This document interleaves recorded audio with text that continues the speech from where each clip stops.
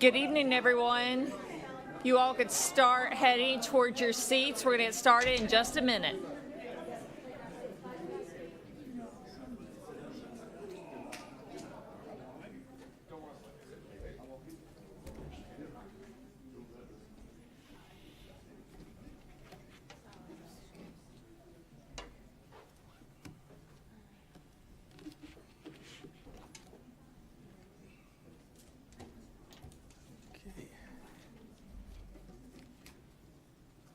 Testing 1, 2, 3. Can everybody hear me? Okay, good deal. Okay, I think everybody is seated. We'll go ahead and get started. And first, I want to begin by saying good evening to everyone. My name is Waylon Gibbs. I'm with 100 Black Men of Greater Lafayette. We are co-hosting this forum along with the Lafayette League of Women Voters and Women of Wisdom. Our organizations are nonpartisan, and we encourage informed and active participation in government. The forum is part of our ongoing voter education efforts to help voters make informed choices at the upcoming elections. We hope that over the course of this forum that you will learn more about the candidates and what they hope to do when elected Lafayette City Court judge. And first, let me begin by welcoming the candidates. And I'll start with Mr. Toby Aguillard. Next, Ms. Roya Boustany, and Mr. Jules Edwards III. Let's give them all a round of applause. Thank you all for being here tonight. And I want to welcome the audience and thank you all for taking time out of y'all busy schedules to be here this evening. And you all deserve a round of applause as well. And I'll begin by giving a few instructions regarding the forum tonight. Each candidate will be given 2 minutes to make an opening statement and 2 minutes to make a closing statement. 1 minute to answer each question. Each candidate will have an opportunity to answer each question presented. Opening and closing statement will be made in the following order.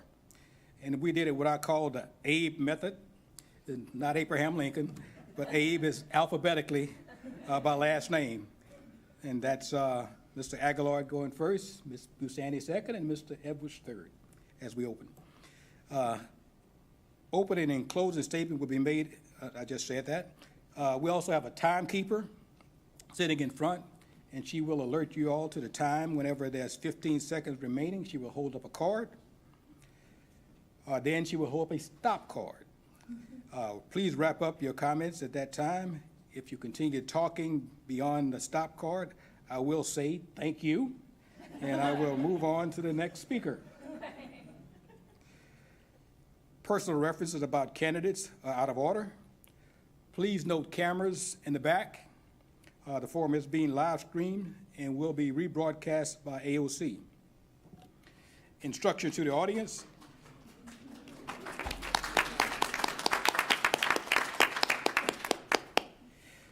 Please turn off, instructions to the audience, please turn off or silence your cameras, your cell phones, and your beeping watches.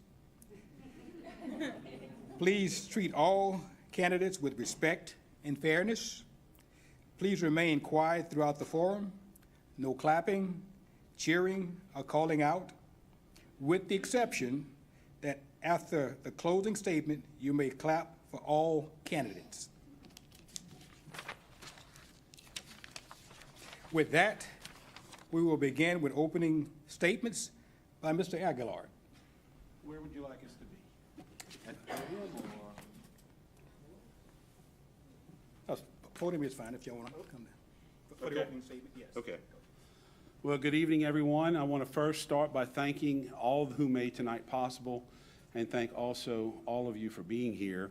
My name's Toby Aguillard, and I'm running for Lafayette City Court Judge, number 59 on the ballot. And I'm asking all of you for your vote, your support, and your prayers. I offer 35 years of experience in criminal justice, law enforcement, and the practice of law. I first took the oath of office back in 1988 when I put on the uniform of a Cameron Parish Sheriff's Deputy. I was 18 years old and Ronald Reagan was president. I have continued in public service since that time for most of my career. Later becoming an assistant district attorney in the Cameron Parish DA's office, prosecuting felony cases. After that, at the State Attorney General's office. It was during that time that I became Deputy Director of the High-Tech Crime Unit, protecting our children from online solicitation. My proudest moment during those years were probably back when I had the opportunity to help write Louisiana's landmark Internet Predator Statute, which became law in 2004. I'm also very proud to have served as Lafayette's Chief of Police. No chief ever enjoyed their job as much as I promise you that. I'm very proud of the fact that in my tenure as chief, homicide solvability rate peaked at 98%. That's double the national average. I increased minority hires by 50% as chief. We focused on community and building trust in Lafayette. And that's what I would do as your judge as well. She's throwing me the 15-second sign, so I'll sign out for now. Thank you all.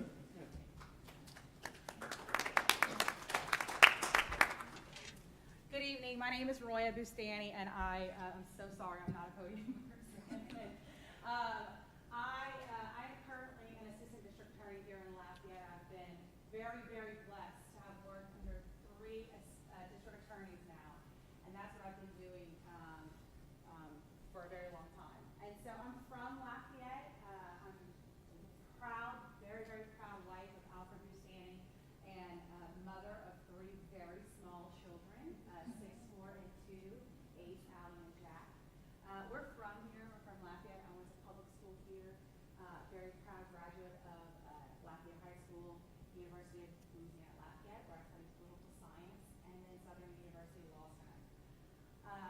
Very quickly after law school, I came right back to Lafayette, and I actually drove back and forth to Lake Charles as a law clerk because I really wanted to see all the different areas of the law. And so I was really blessed to have worked under Judge Clayton Davis.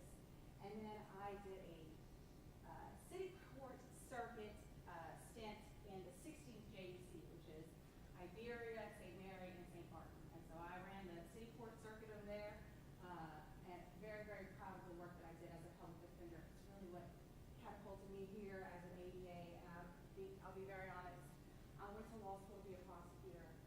I 100% always thought that, and still do think that justice begins in the district attorney's office. And we need really good ADAs who understand reasonableness, compassion, and forethought. And so I've been blessed to be an assistant DA. I'm extremely, extremely blessed and honored to have your support on November 8th. I am number 60 on the ballot. And thank you to I'm not going to call my co-counsels, but I've really loved doing this with Toby and Jules. And I want to thank you all for coming tonight.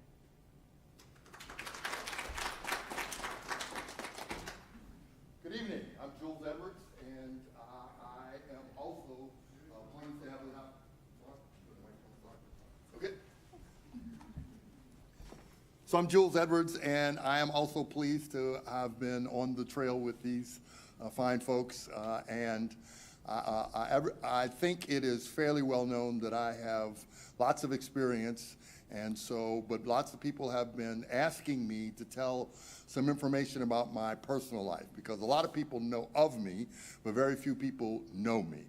So let me share a few things with you. My mother grew up in Kaplan, and her last name was Broussard. And she went to New Orleans, and she went to Xavier University in New Orleans, and there met my dad, and thus I grew up in New Orleans. I went to law school in New Orleans, and my wife's maiden name is also Broussard, and she's from Orneville. She went to New Orleans to go to law school. We met in law school, and thus now when I'm around adolescent young males, I tell them there's lots of good things that you can find in the library. All right. So as I enlisted in the United States Marine Corps Reserves in 1977, and 30 years later, I retired as a colonel in the Louisiana Army National Guard. As was mentioned, I went to law school in New Orleans, and I served as a lawyer practicing in a law firm. I also was a public defender, and I also served as an assistant district attorney prosecuting cases. A little later, I served as a lawyer with the Senate's Select Committee on Crime and Drugs. And I was elected in 1993 as a judge, served for 28 years, and I need to stop because the time is up. Look forward to answering the questions.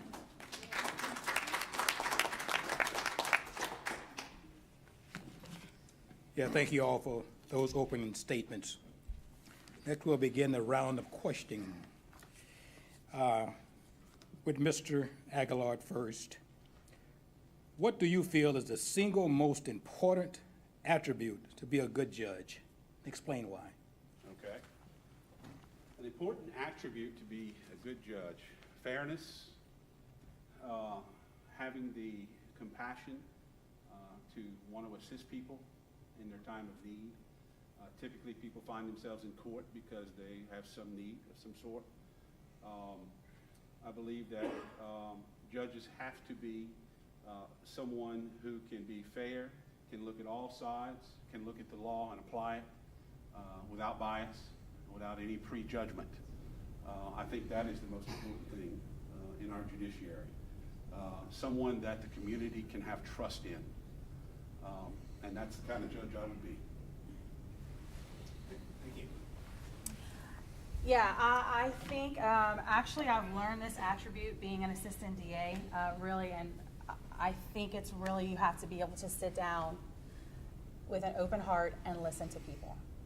You have to listen to the 11-year-old child who was just raped by her stepfather. The same way you have to sit down and be able to respect and listen to somebody who has committed a murder. You have got to listen. As a judge, you have to be fair, you have to be open, honest. Your heart has to be open and honest. You have got to listen to every single person that comes before you. That includes the lawyers too. You know, we like to talk. But you have to listen to every single person that comes before you. It's the most important thing. Thank you for that question. And I think the most important characteristics of a judge is having a good judicial temperament. That's a big word, but it simply means a habitual disposition that governs your behavior and helps you regulate your emotions.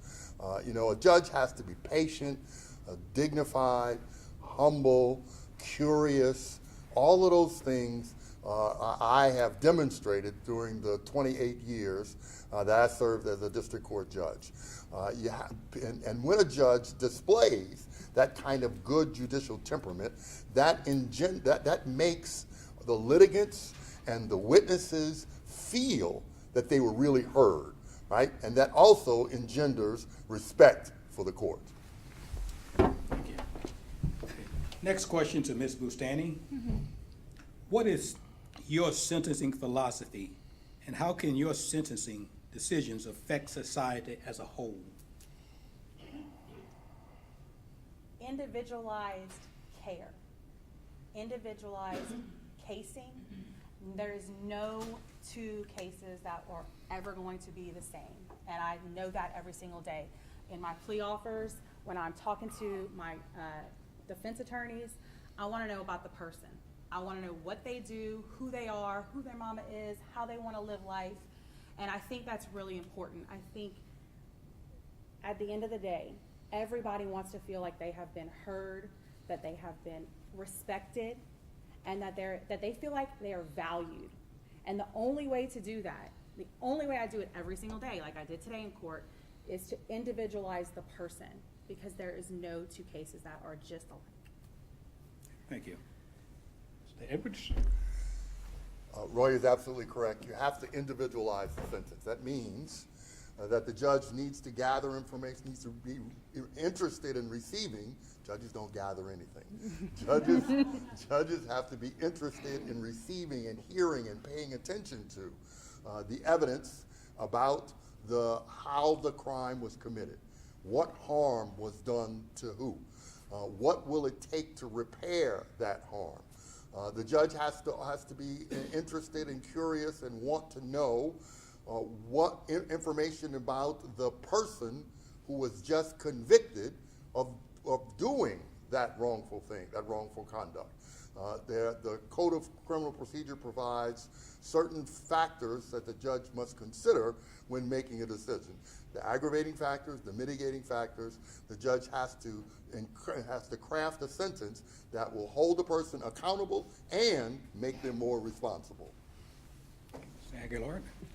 And just to build on what's already been said, because I agree with it, but I think that as judge, I've had the opportunity to be in our community, and as chief, I walk the streets of this community often, and I learned that there's a great deal of folks in our community who believe that they have no lot in life, that things are hopeless for them, that they believe that at a certain age they're just simply going to end up in prison.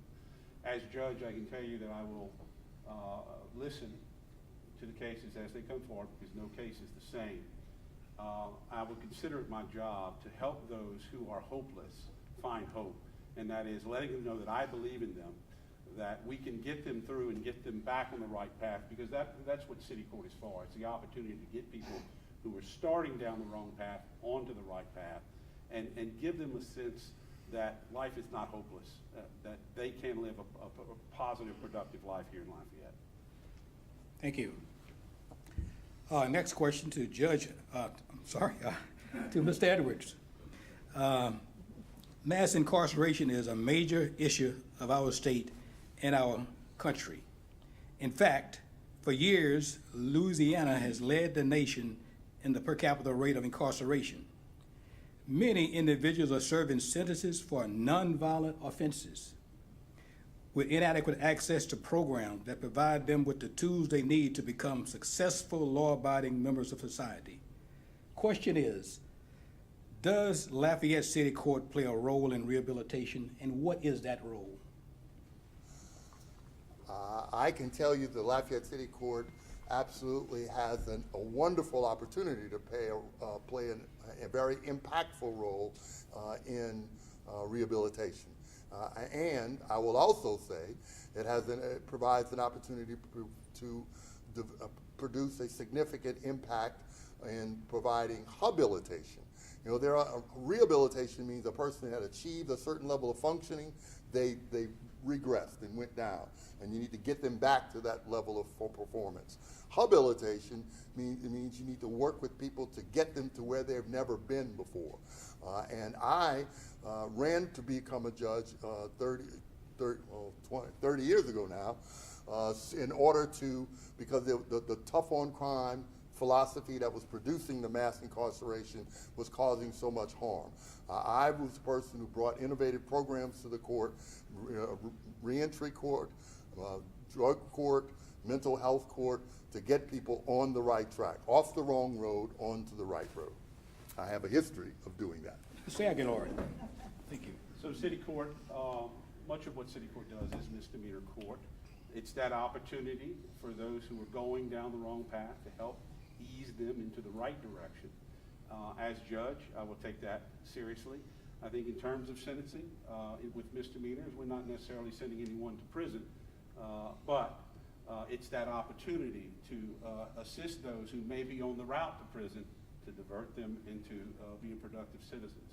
And so city court does play a very important role in our community in preventing mass incarceration. Okay, thank you. Ms. Boustany? Yes, sir. And I look, when I think about the plea offers that I offer, the nonviolent people, I don't want to send them to jail. You're right. I mean, we have a huge problem with incarceration. And so I think it's about being innovative in the sentencing and how best to impact that person.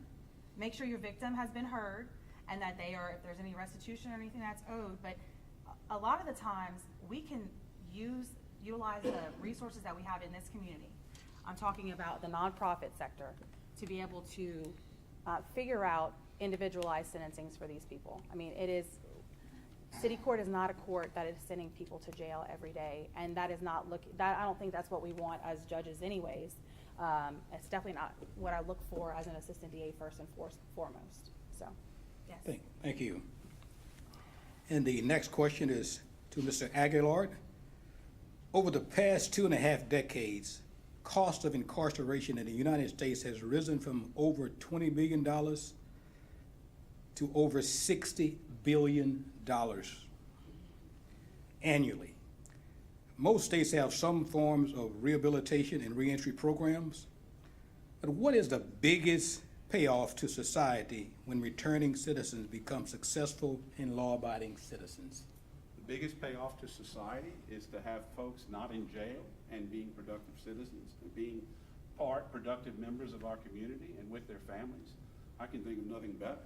I mean, what greater payoff is there than that? Certainly putting people in jail has not been very productive for our society in terms of the cost, and just think of the cost of families, of children growing up without fathers in many cases. And so, yeah, I can think of nothing better, is to assist in getting creative, proactive, and helping folks, again, steering them onto the right path, away from a life of crime and into being productive citizens. Thank you. Yeah. The biggest payoff is our kids. That is single-handedly the biggest thing. When I'm talking to someone, when I am figuring out what needs to happen with that person, in the back of my head, I'm thinking about their family. And that is what should be a lot of times at the forefront of what we're doing. We are trying to make our community better, all of us. We're trying to make our community better for our kids. And that by figuring out different approaches and different methods, the only people that can make a difference is our kids. Make it for them. Thank you. Mr. Edwards. I'm sorry, can you say the question again? Okay. Over the past 2.5 decades, cost of incarceration in the United States has risen from $20 billion annually to over $60 billion annually. Most states have some form of rehabilitation and reentry programs, but what is the biggest payoff to society when returning citizens become successful, law-abiding citizens? The reason I asked you to state the question again is because I really want to make sure I understood, and I really need to define terms. Because many people think of returning citizens as an individual who is returning from prison after having served a sentence, or returning from jail after having served a sentence. But that is a much broader term. A returning citizen is anybody who is leaving a custodial facility. So if a person is arrested and is incarcerated in the jail and they are able to bond out of jail, that person is a returning citizen, right?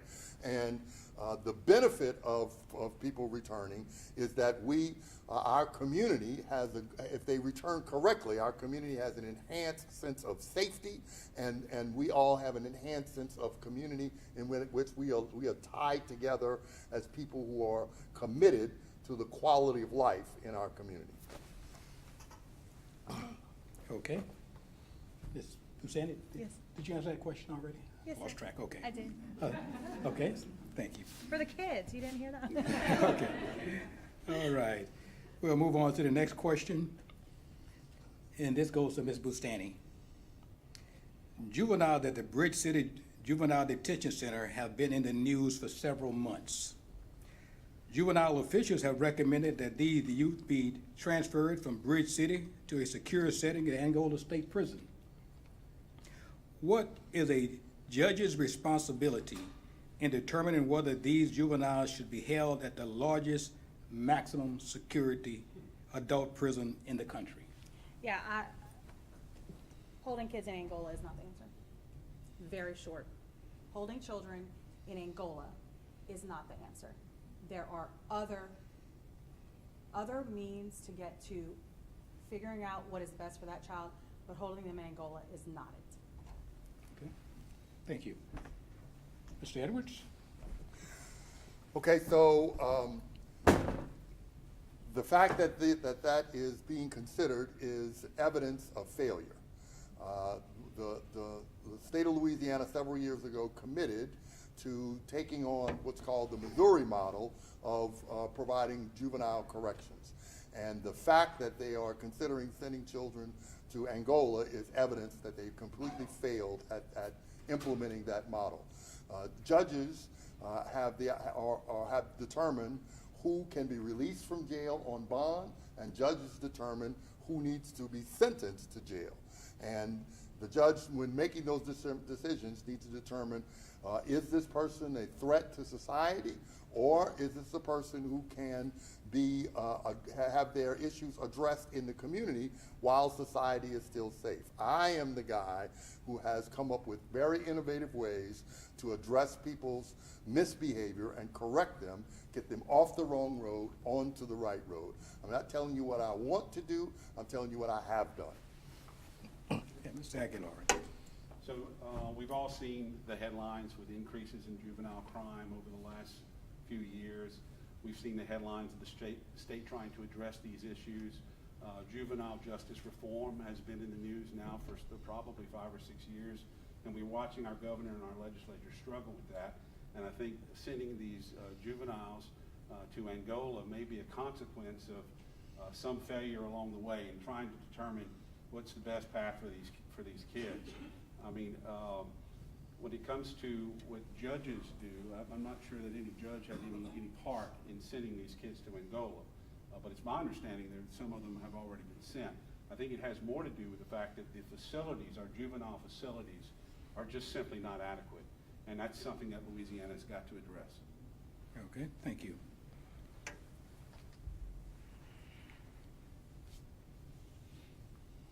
Next question to Mr. Edwards. What do you believe to be the root causes for the high number of juvenile defendants? And what changes can the court system make to reduce these numbers in the Lafayette City Court's jurisdiction? Okay, well, I think clearly that we have not done an adequate job of parenting our children. Right? We have grandparents who have not adequately parented their children. Those children are not adequately parenting their children, and I can't give what I don't have. And so that ends up with, we have young people who are not able to adequately regulate their emotions, and many of them have an exaggerated sense of insult, or when they've been insulted. The slightest little thing that happens to them, they fly off in a rage. And so it's very important that a judge take into consideration the background, the history, the characteristics of the particular person, and craft a sentence that will let the judge use carrots and sticks to nudge that person's behavior. Incentives matter. Judges can make a big difference. Aguillard. So understanding what's going on in our streets is important. As chief, I spend a great deal of time in our community. I know that we have juvenile gangs in Lafayette, and these community gangs sort of run the criminal gambit. We saw it time after time, and we see that the increase in juvenile crime in Lafayette, I can tell you, is a result of mostly because of gang activity. We can blame the lack of family as part of it. We can blame the culture as part of it, but like it or not, it's what we have. So when we talk about, when I spoke about knowing that there are those in our community who are growing up feeling that they have no destiny in life except to end up in prison, these are the kids I'm talking about. And so juvenile court is that opportunity. When one of those juveniles walks in, for whatever reason, as judge, I will seize every opportunity I can to steer that juvenile away from that path and into the right path. Can you repeat that question again for me? Read the question again, Yes, okay. Juveniles at the Bridge City Juvenile Detention Center have been in the news for several months. Juvenile officials have recommended that these youth be transferred to Bridge City to secure setting at Angola State Prison. I think it's the next one. That's the next question. The next question. Oh, I'm sorry. Oh, yes. What do you believe to be the root causes for the high number of juvenile defendants? What changes can the court system make to reduce these numbers in the Lafayette City Court jurisdiction?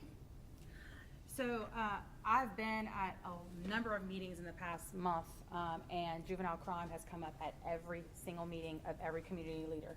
It is definitely probably our number one problem here. And I will say that a lot of some of it is lack of parental involvement. But sometimes our parents just can't meet the needs of these kids. They are working all the time. They're doing everything they can to provide for basic needs, okay? And so I see this, and city court and the court system, I want to be very honest, is limited on what we can and can't do, okay? We can be very innovative, but where what can be changed and what I see it on a daily basis, the impact that can be made in these kids' lives is through the nonprofit sector. I'm extremely involved in a lot of nonprofits, and I can't tell you how rewarding it feels to just sit down and read with a kid, sit down and just break bread with a child and listen to them. The nonprofit world, as a community, we need to be supporting our nonprofits to make sure we can do everything we can to change their behavior. The courts are limited, y'all. I'm just being honest. Okay, thank you. Okay, next question. And I tell you, let me just say, being moderator is a little bit tougher than I thought. Okay. You done a great job. Okay. The next candidate, who did I I think it's my kind of lost track? Okay. Okay, all right. How would you, as city court judge, balance interests of public safety and security with the First Amendment right of local activists to petition government officials for redress of grievances? More generally, what is the role of a city court judge in upholding civil and political rights of Lafayette citizens under the U.S. Constitution, the Louisiana Constitution, and local Lafayette city ordinances? So, again, Lafayette City Court is misdemeanor court, and I suppose that there could be some disturbing the peace violations in protesting of that nature, but I suspect most of those type cases would end up in district court. But as any citizen, we all have a duty to protect our rights, those of our rights, the ones we cherish, and those for all Americans, right? So as city court judge, I can tell you, I will certainly, when someone commits a crime, that must be dealt with accordingly, and certainly when we're talking about the youth, we try to help them get on the right path, but with no interest of violating any civil rights. I can tell you that as a practicing attorney in Lafayette, I've had the opportunity to file civil rights cases on behalf of our citizens. I won't stand for it. I didn't when I was chief, I don't as an attorney, and I won't as a judge. Thank you. Boustany? Yeah, I think just as a matter of public policy, you know, we really can't talk about just generalized things like this, but you know what? We do have a First Amendment. You have a right to peacefully protest. All we can do as judges is follow the law that's before us. And so, you know, we don't legislate from the bench, we just follow the law. Thank you. Mr. Edwards? I have to confess, I'm a little confused by the question. In our country, the United States Constitution is the supreme law of the land, and similarly, the Louisiana state constitution is the supreme law of our state. And if there is, no one can be convicted of a crime that is the definition of which is unconstitutional, right?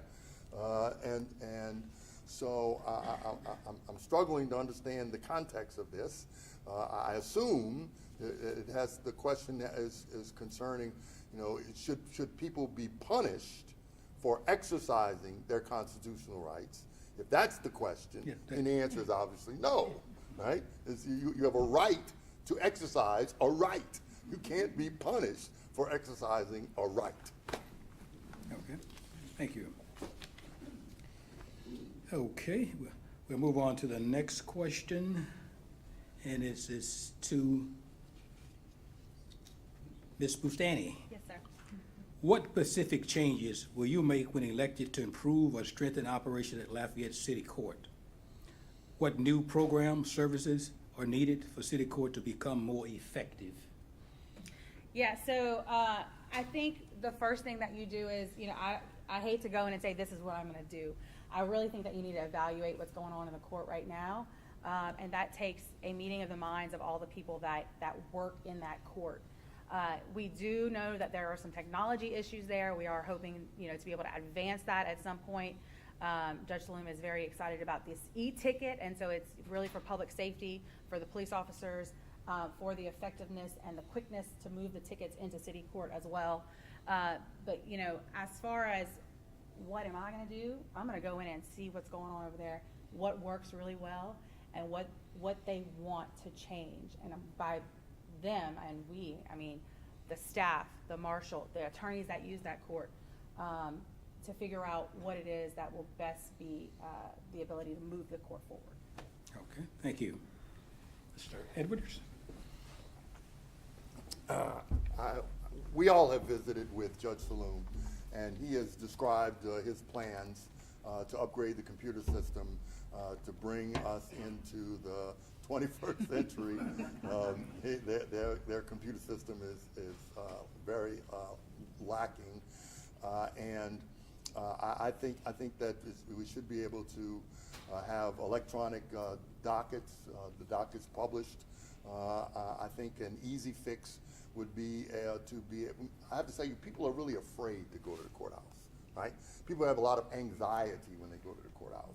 And I think you can demystify the court process by providing instructional videos. I did that when I was the president of Louisiana District Judges Association. We created a number of educational videos. They were not that difficult, they were not that expensive, and post that on the website. I am a systemic thinker. I have a master's degree in public administration from LSU and a master's degree in strategic studies from the United States Army War College. I have in the past studied the state trial court system and worked with others to propose a solution. I will do the same. I'll spend 12 to 18 months studying and determining what's the most appropriate way to bring Lafayette City Court more functional. Mr. Aguillard? So I think there are certain administrative challenges that's facing the court right now. Like you said, we've all met with Judge Saloom. I can tell you that I plan to put my years of administrative work into practice. If I'm elected to court, I'm going to work with Judge Edwards to deal with the backlog that's been created by the COVID crisis and by the sudden judicial vacancy.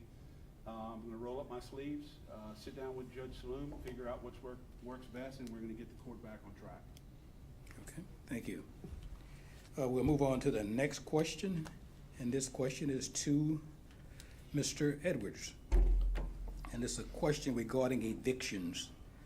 The cost of adequate housing in Lafayette is out of reach for many residents. An assistance program during COVID has or will be ending. Even temporary shelter space is completely inadequate. Is there anything that a Lafayette City Court judge can do to prevent more residents from losing their housing and becoming homeless? That is an issue that people really care a lot about, and the reality is that is a public policy question.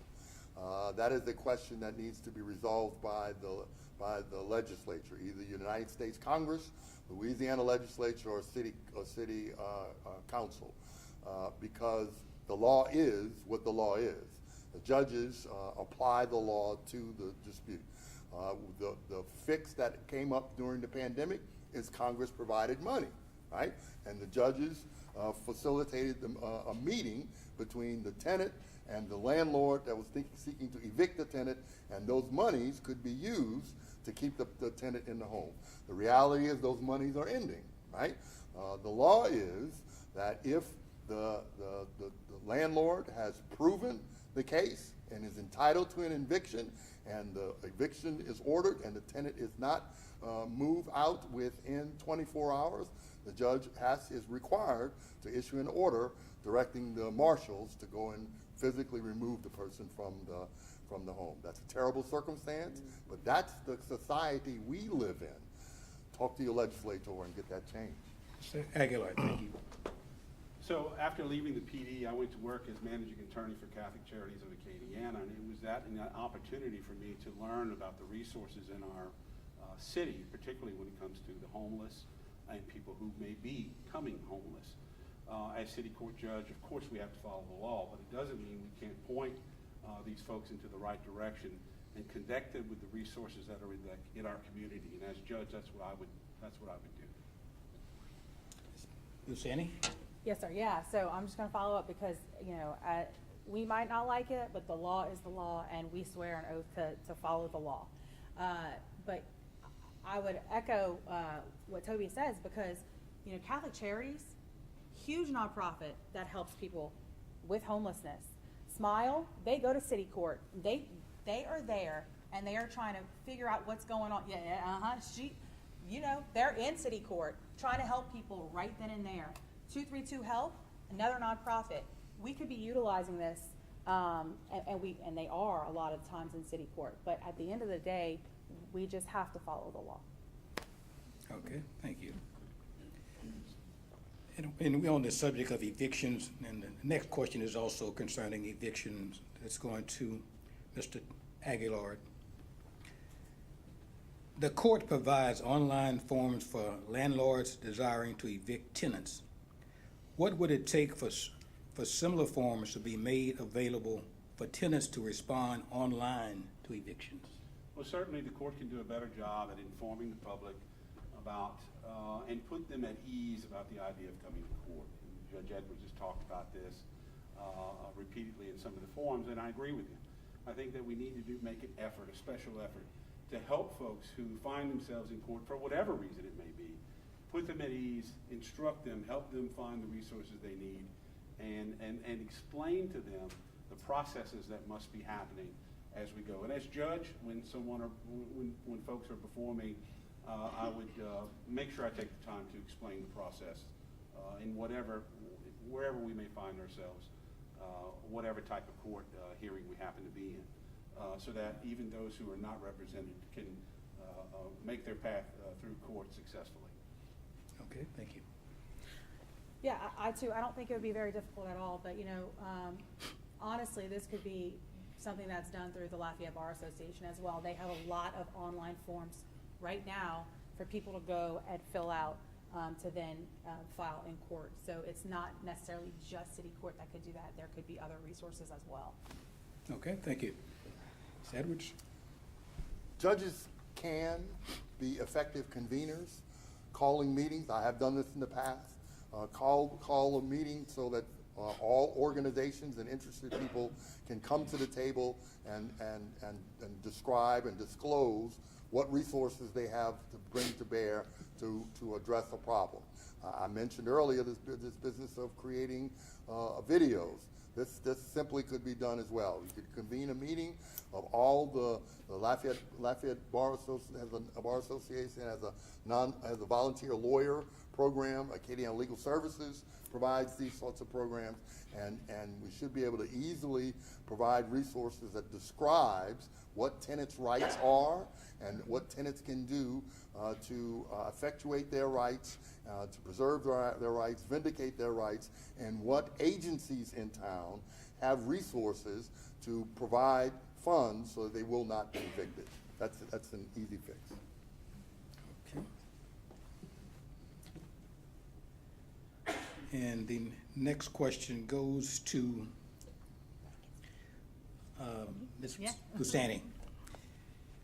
And the question is, added fees often exceeds the amount of fines the legislature has imposed for violation of law. Does the court have any discretion in imposing fines and fees? When elected, how will you ensure that criminal justice fines and fees do not become barriers to successful reentry? Yeah, so we do this every day. So like felony, if you're charged and you're convicted of a felony, it's $435 court cost. And that gets separated among public defender, the DA, the judges, criminal court fund. And then there's also fines that, you know, prosecutors can impose. You know,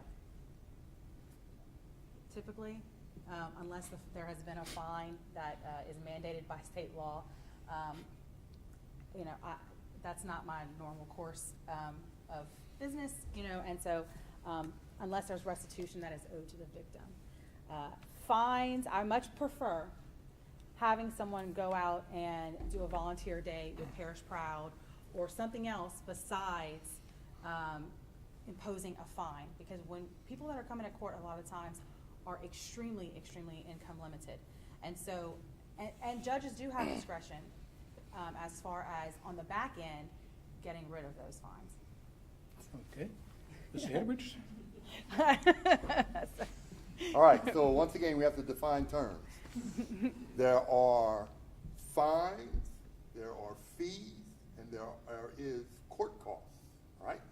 So a fine is a financial penalty that a judge imposes when the judge believes that the law violation does not merit incarceration, all right? Now, a fee is a cost for a service. And some fees are really disguised taxes, right? The legislature is required to appropriate the funds to support governmental services. Judges, however, cannot independently declare what's an illegal tax. A lawyer has to present that evidence, then the judge can make that decision, right? The city court is not a profit center. Judges cannot impose unlawful excessive fines and financial penalties, and judges cannot send people to jail or prison for being poor. Well, what have we accomplished if we fine and establish fees on someone who's appeared in court that can't pay them? That's only going to put them in jail, right? I plan on working with our marshal in city court and coming up with some creative ways to provide folks to work off their sentence, perhaps picking up trash on the side of the road and making the marshal's deputies available for that purpose, so that can be a resource that we can use to assist those who perhaps can't pay a fine or a fee, but can work towards paying their debt to society and moving on with their lives. Thank you. And the next question goes to Mr. Edwards. Is there ever an instance wherein a Lafayette City Court judge can issue a no-knock warrant? Please explain. Okay? Can means does the judge have the authority? Should means is it prudent to do so? The first answer is yes, Lafayette City Court judges do have that authority. I cannot imagine a circumstance where that would be prudent. The no-knock warrants have been shown to put both the law enforcement officer's life at risk and the person whose home is about to be broken into without knocking, their lives at risk. There is something called an electronic warrant system in our state. There's really 2 commercial vendors that provide that, and their standard form for search warrants is essentially that, a no-knock warrant, and I refuse to participate in that program. Thank you. Mr. Aguillard? It's my understanding that in Lafayette, the city court judges don't sign warrants. That generally that's done by the magistrates up in district court. But the answer to your question, they can. They certainly have the authority to sign them. If your question is asking me whether or not I would sign a no-knock warrant, the answer is no. I will not. Yes, the city court judges, they do sign warrants. Is this prudent on a trespass, on a disturbing the peace, on theft? I don't think that's warranted, but, you know, hadn't seen the facts of a case that have been presented before me to know if that is in fact the truth or not, you know, but that's not something that we should be just doing all the time. Okay, thank you.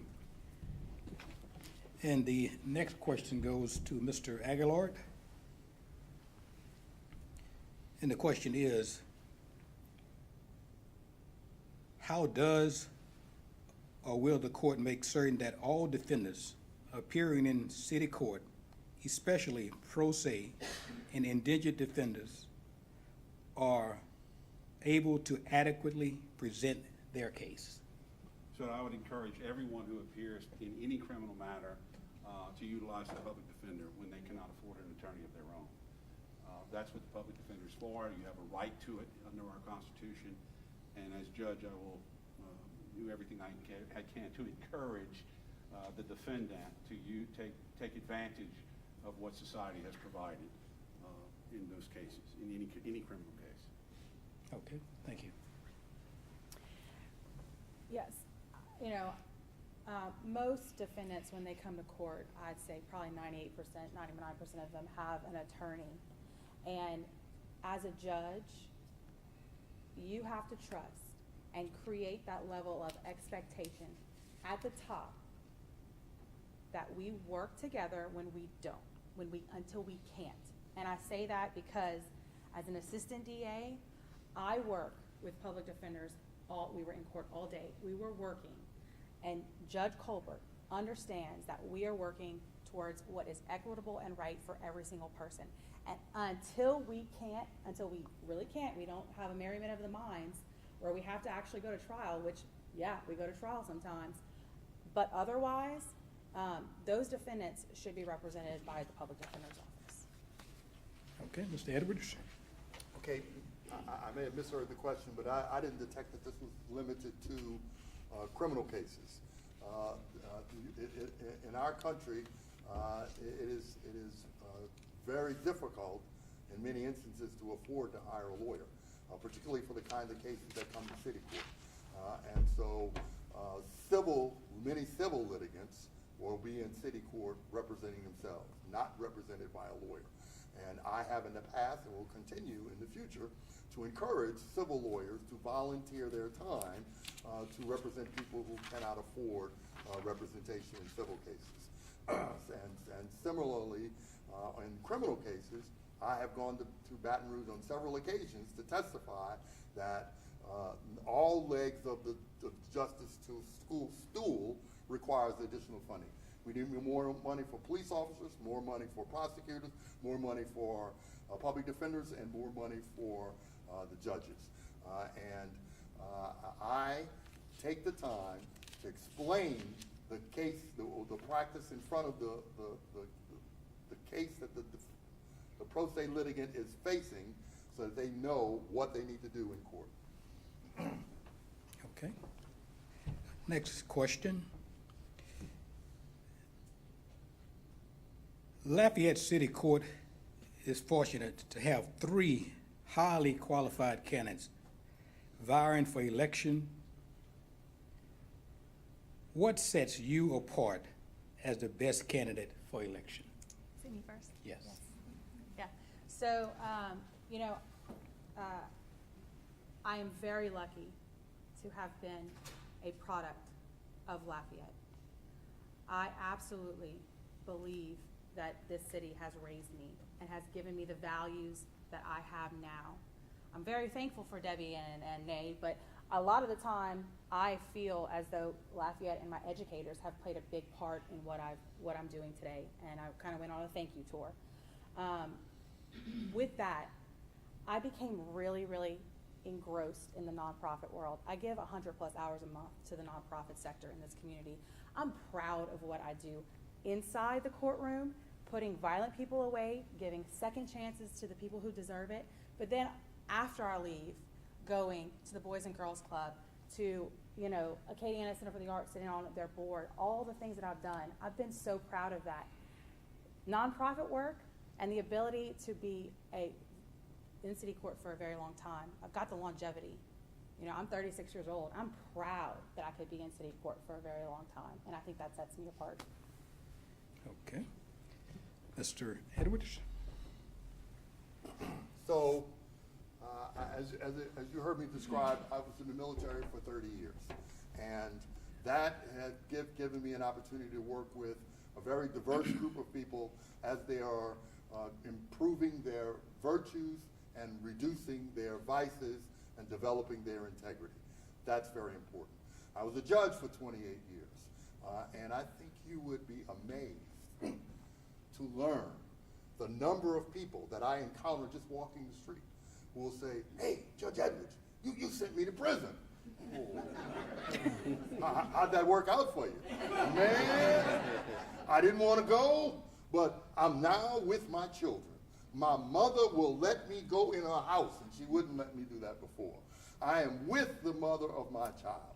I am the person who has collaborated with the nonprofit agencies in our community to give people the resources after I first made them accountable, to give them the resources that they are, so that they will be more responsible and able to respond in an appropriate way in our community.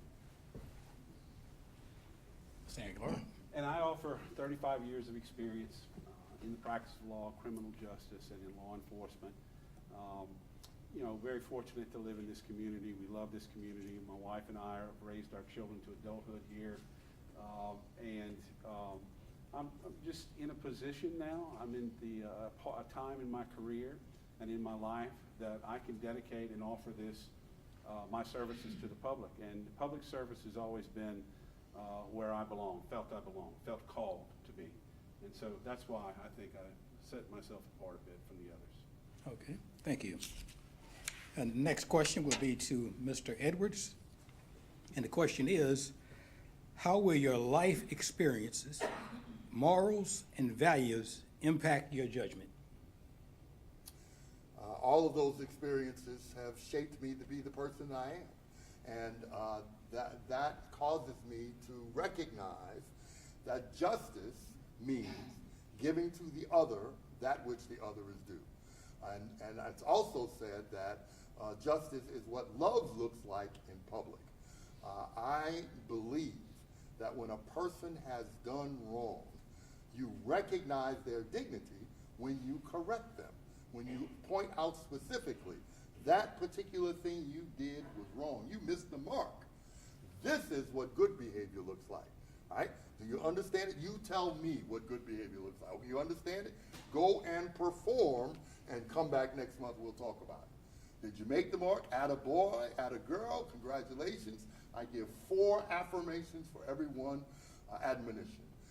And that's the way you let people know exactly what to change, why to change, and how to change. When that happens, you correct their behavior. Mr. Aguillard. Would you mind repeating the question? Okay. How will your life experiences, morals, and values impact your judgment? Okay. So my life has been what it is. I started at an early age, called to the ministry, graduated from seminary college back in 1992, and then got into public service right after that, and have been mainly in public service all my career. So I suppose that has shaped me a bit. I consider myself a moral man, an ethical man, a person without bias, and I believe that I could serve the court very well and the people of Lafayette. Okay. Thank you. I don't know if 2 minutes is enough for this, but I'll make it really quickly. I am the daughter of an immigrant, and I have been given the fortunate chance to live overseas when I was the tender age of 15. I live in a country where my dad is from that has no constitution, has no laws, has no justice.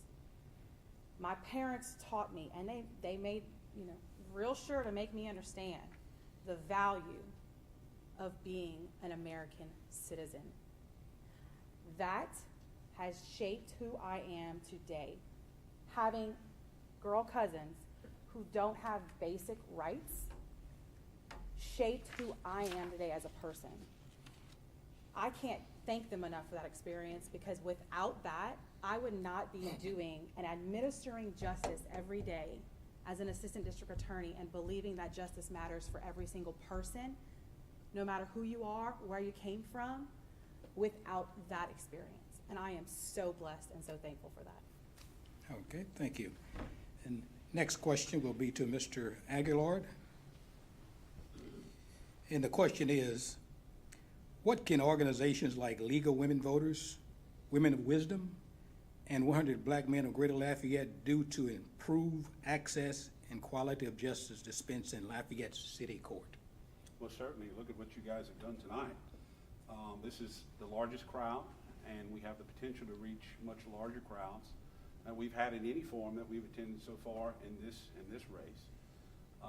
Thank you for that. And this is what we need you to do, is continue putting things like this in the forefront.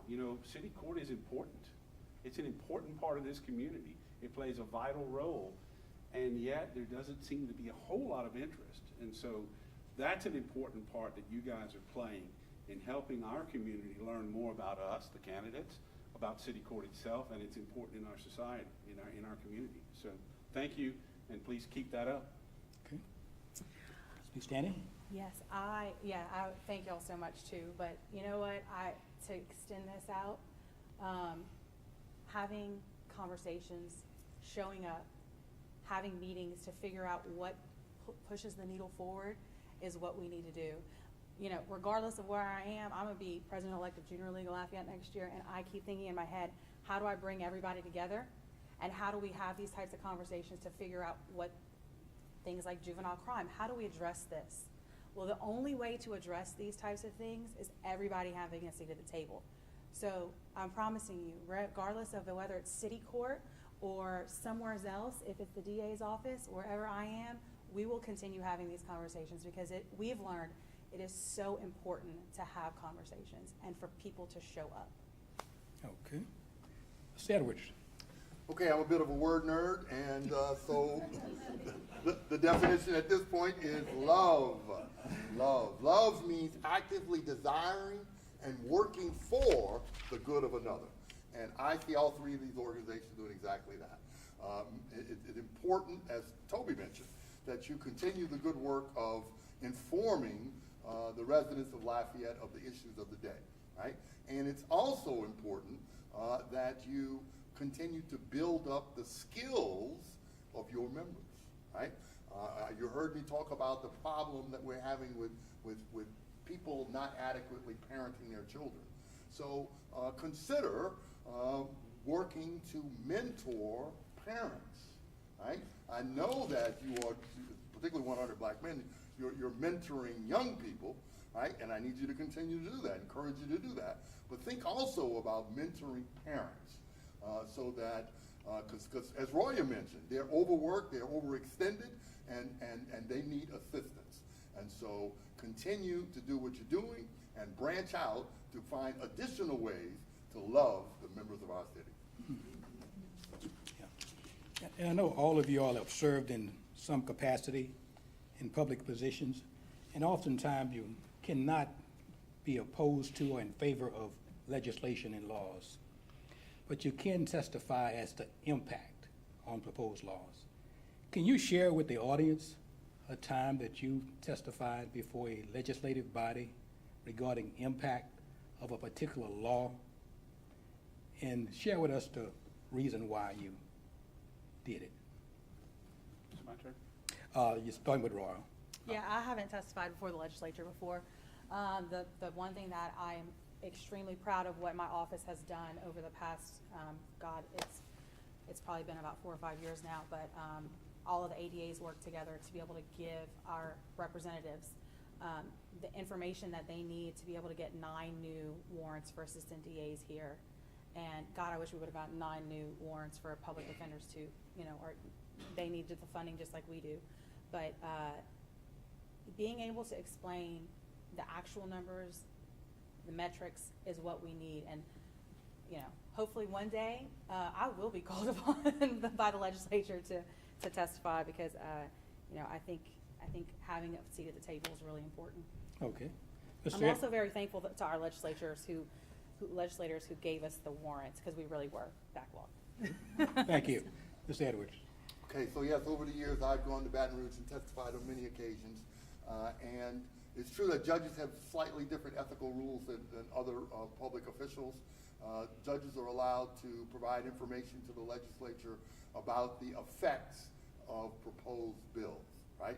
And so those are the things I've done. I've talked to them about proposed bills to adjust civil procedure, civil laws, and additionally criminal laws. Unfortunately, there's so many times I've done that I can't really remember, but the one specific one I do remember is this great effort to enact changes that evolved from the prisoner reentry initiative. And so that was, and before that, I worked with the Louisiana Sentencing Commission, and that was where we conducted a lot of studies to develop information about evidence-based practices that would reduce recidivism in our state. And with the prisoner reentry initiative, we were able to devise a system that allows for the Department of Corrections to begin reentry planning as soon as the person is incarcerated, and then having people from the community reach in and work with people incarcerated just before they return to the community. Mr. Aguillard. So I've had the opportunity to testify before our state legislature many times as Deputy Director of the High Technology Crime Unit of our State Attorney General's office. And the law that I mentioned early on was, that I'm very proud to have been a part of, was Louisiana's landmark Internet Predator Statute, which passed in 2004.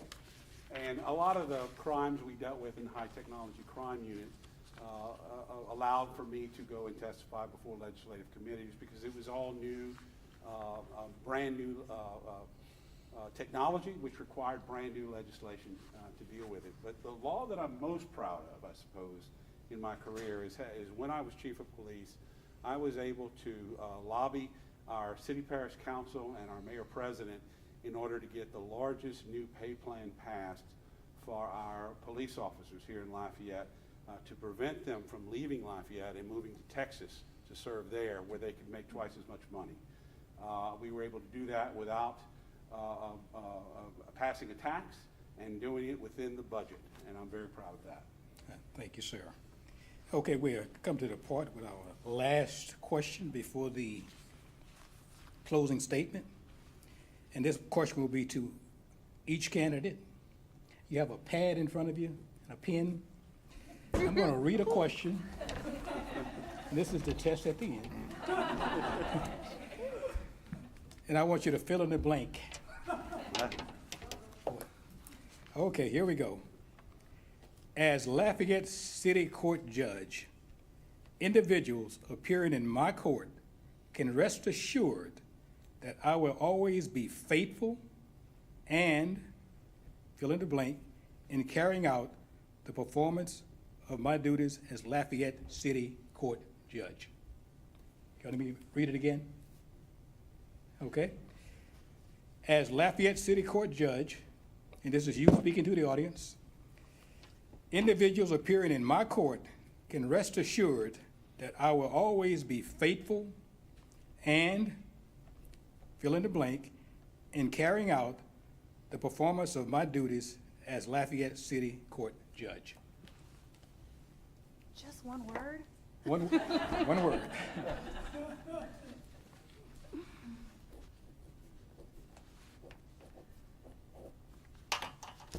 Everybody ready? Okay. So, starting with Mr. Edwards, would you share with the audience your answer? Yeah, I'm like Roya. I need many, many words. Word. So if I have to pick one word, the word is diligent. Diligent. Okay. Mr. Aguillard? Impartial. Impartial. I will be kind. Kind. My mom told me, and she's probably watching, but she told me that kindness costs nothing. So. Okay. Thank you all so very much. And now we'll move into our closing statements, starting with Mr. Aguillard. Again, thank you all for being here. It's my honor to be in this race with two great candidates who have served our community well. I look forward to serving you, continuing to serve Lafayette in whatever capacity. I would like to be your city judge. My name is Toby Aguillard. I'm number 59 on the ballot. I've reached a point in my life where I can offer myself to you, and I hope that you accept. I thank you and ask you for your support, your prayers, and your vote. Thank you. Ms. Boustany. Yeah, I want to thank these guys. It's been really great to be able to do this with some friends and a neighbor. That's you right. know, and we're proud. I think we are really proud of what we've done here. Okay, and we agree that you all have three really great candidates. You know, like I said, I'm from here. I love this community. I'm committed to being here, to raise my kids here. I want these kids to come back. I want them and you all to feel safe and to feel like Lafayette is doing great things. It's what I've done in the legal work I do. It's what I've done in the nonprofit world. It's what I would continue to do as your city court judge. I think it's really imperative, to have the right person at the right time. And, I definitely want to say it's me. And I'm excited about what we can do together. Regardless of who it is up there, I'm really proud of what we can all do together as a next city court judge. So thank y'all so much for coming. Thank you all, 100 Black men, Women of Wisdom, and the League of Women Voters. We're very, very appreciative of this. Thank you. Mr. Edwards. So thank you. I also thank all three of the groups that have organized this and pulled this off. I know it took a lot of work to make this happen. And I thank my friends here, Toby and Roya. They've been very generous and kind during this process. I have to tell you that I really think that we've all kind of gotten a little better as we've gone along. All right? And I'll tell you that I'm number 61 on the ballot, and I want you to know that I am not in this race for a position or for social status. I am in this race to make Lafayette a much safer and better community to live in. I had a very safe position on the district court. I left that position to campaign to become your next city court judge because I know that we cannot wait till we get these folks in district court to intervene in their lives and get them on the right track. I have to tell you, though, that this election on November 8th is not just about picking a judge.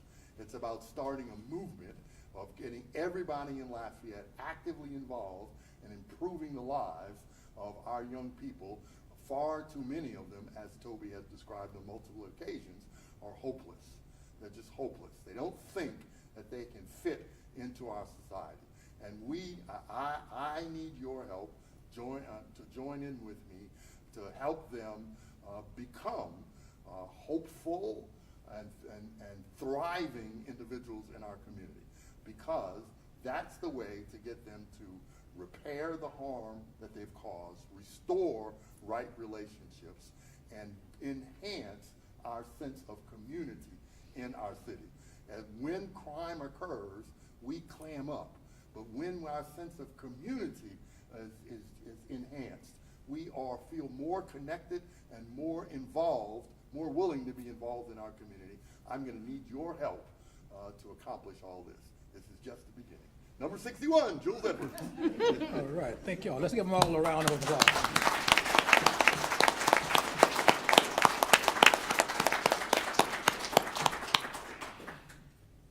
In closing, I'd like to close this forum by thanking all the candidates for their participation in this democratic process.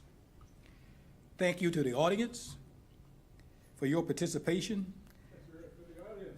Yeah.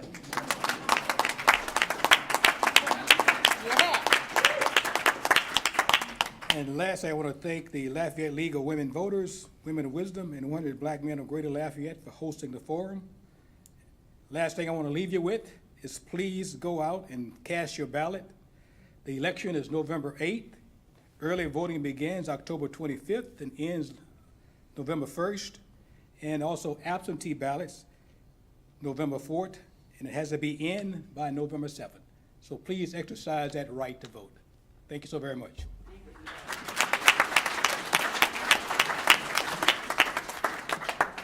Great job. Thank you so much. Y'all want to go on group shot?